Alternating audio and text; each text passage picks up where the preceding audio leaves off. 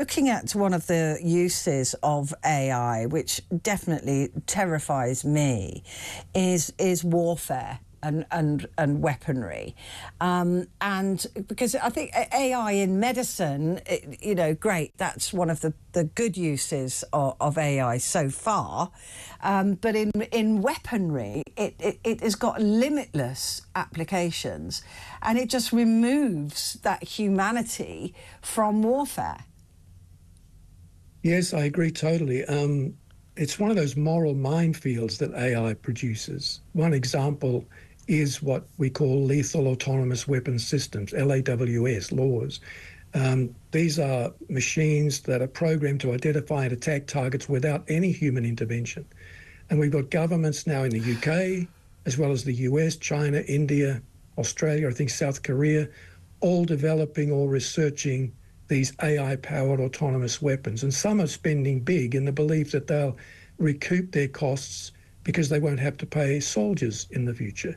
But what we save on wages, we'll pay for, I think, in what you're suggesting, a deficit of human values. Sending machines into battle will save lives in the immediate conflict, but it may mean that we forget it's humans who still suffer most in war, including the innocent and non-combatants, the children, as we've seen in Ukraine. I mean, that is just so terrifying to me that you've got this machine. What I'm thinking about is those robot dogs, which are autonomous weaponry. That they're just told to shoot somebody who is a certain height, a certain build, wearing a certain... I don't know how they will identify their enemy combatant. But, I mean, that's literally... There'll be no thought process. There'll be no, oh, this person is injured, or there's no like I said, no humanity. And that has got to be... I mean, look, war is disgusting, OK? There's barely any humanity in it. But there is some humanity, and there is a will to end that war because of the cost to humanity.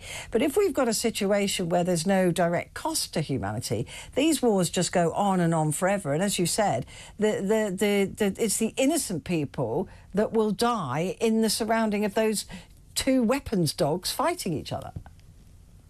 Yeah, and it raises all kinds of ethical questions on the back of what you've just said. I mean, it's evolving so quickly, AI.